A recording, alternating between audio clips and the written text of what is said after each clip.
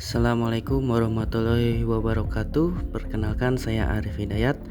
Pada video praktik ini saya akan membahas solusi inovatif dalam pelayanan publik, khususnya terkait penyerahan prasarana, sarana dan utilitas umum atau PSU perumahan. Topik yang saya angkat adalah PSU perumahan dari masalah warga ke solusi pelayanan publik digital, dengan studi kasus penyerahan PSU di Kota Bandung. Dalam lingkungan perumahan, warga tentu membutuhkan fasilitas umum yang layak, seperti jalan lingkungan, drainase, ruang terbuka hijau, penerangan jalan, dan fasilitas sosial lainnya. Namun persoalan muncul ketika PSU tersebut belum diserahkan secara resmi oleh pengembang kepada pemerintahan daerah. Akibatnya, status pengelolaan fasilitas menjadi tidak jelas.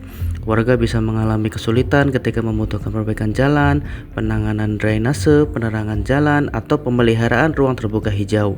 Pada kasus perumahan di Kota Bandung, permasalahan ini menunjukkan adanya kesenjangan antara aturan yang sudah ada dengan pelaksanaan di lapangan.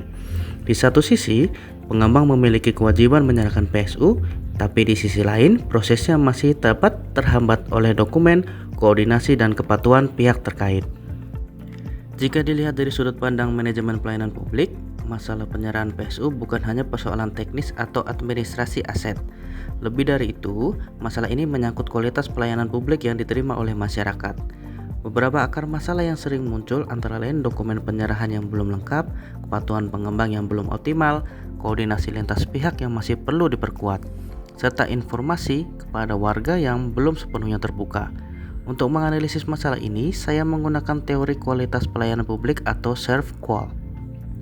Dalam teori ini, pelayanan publik dapat dilihat dari 5 aspek, yaitu bukti fisik, keandalan, daya tanggap, jaminan, dan empati.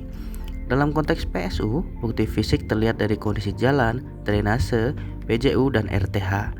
Keandalan terlihat dari kemampuan pemerintah dan pengembang menjalankan prosedur. Daya tanggap terlihat dari respons terhadap keluhan warga. Jaminan berkaitan dengan kepastian status hukum PSU, sedangkan empati berarti pelayanan harus berpihak pada kebutuhan masyarakat.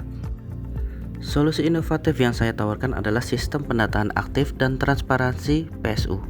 Artinya pemerintah tidak hanya menunggu pengembang mengajukan penyerahan PSU, tetapi melakukan strategi jemput bola. Strategi ini dilakukan dengan mendata seluruh perumahan, memetakan status PSU, melakukan verifikasi lapangan, mengecek kelengkapan dokumen, dan menyampaikan informasi perkembangan kepada pihak terkait termasuk warga. Dalam mendukung pelayanan digital, sebenarnya sudah ada aplikasi dan platform pertanahan seperti Sentuh Tanahku dan Bumi ATR BPN. Kedua platform ini dapat membantu sebagai rujukan awal dalam melihat data pertanahan, lokasi bidang tanah, dan informasi spasial. Namun, pemanfaatannya dalam proses penyerahan PSU masih perlu dioptimalkan. Data pertanahan, set plan, data aset daerah, dan hasil verifikasi lapangan sebaiknya dapat disinkronkan dalam satu basis data PSU yang lebih tertib dan mudah diperbaharui. Dengan cara ini, pelayanan menjadi lebih akurat, transparan, akuntabel, dan partisipatif. Agar solusi ini dapat berjalan, diperlukan strategi implementasi yang jelas. Pertama, dilakukan pendataan perumahan untuk mengetahui perumahan mana saja yang sudah, sedang, atau belum menyerahkan PSU.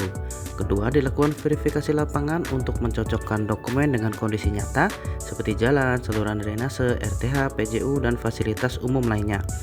Ketiga, pemerintah dapat melakukan pemanggilan atau klarifikasi kepada pengembang agar kewajiban penyerahan PSU dapat segera dilengkapi. Keempat, dilakukan sinkronisasi dokumen dan data antara pemerintah daerah, kelurahan, instansi teknis, dan data pertanahan. Kelima, informasi perkembangan perlu disampaikan kepada warga secara jelas agar masyarakat mengetahui status PSU di lingkungannya.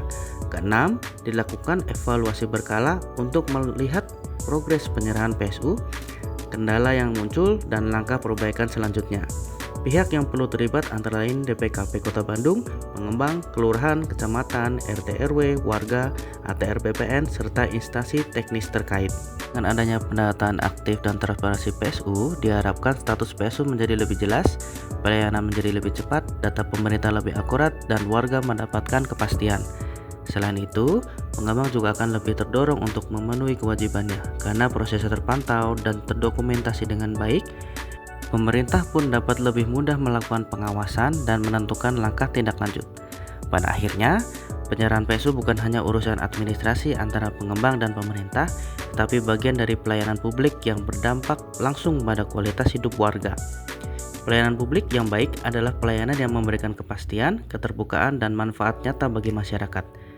Demikian video praktik ini saya sampaikan. Setelah ini kita saksikan inovasi dalam pengukuran PSU Kota Bandung. Terima kasih, saya Arif Hidayat. Wassalamualaikum warahmatullahi wabarakatuh.